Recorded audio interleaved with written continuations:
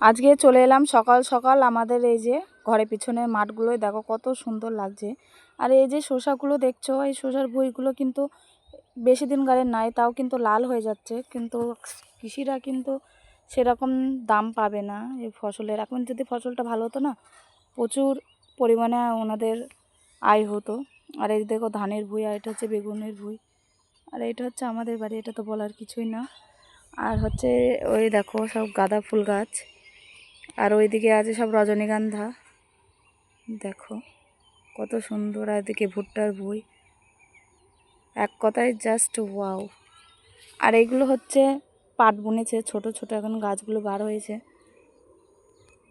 আর ওই ভুঁইটা হচ্ছে কলা গাছ, ওটা কলা গাছ।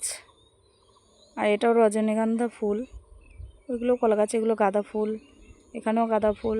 আর ওই যে ওখানে সব ফুটে রয়েছে রজনীগন্ধা ফুল।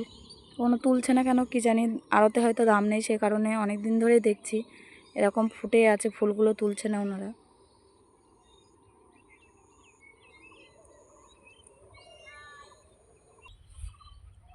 এই দেখো শসার ভুঁইগুলো কিন্তু একদম লাল হয়ে আছে।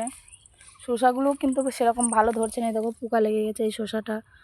আবার হচ্ছে সেরকম ভালো কিন্তু না, দেখো শসাটা কিন্তু পেকেও কালারটা কীরকম হয়ে গেছে লাল লাল, কিন্তু গাছটা ভালো নেই সেই কারণে ফুলগুলো এইগুলোও ভালো হচ্ছে না, শসাগুলো ভালো হচ্ছে না। এখন যদি শসাগুলো ভালো হতো, এখন দাম পেত এনারা। এখন শসা প্রচণ্ড দাম, তোমরা সবাই জানো। আর এই দেখো এই শসাগুলো দেখো কীরকম লাল হয়ে আছে, ঝুলছে। সেরকম ভালো শসা কিন্তু এবার ফলেনি, এই দেখো সব পচে গেছে, ছিঁড়ে ফেলেছে ওনারা।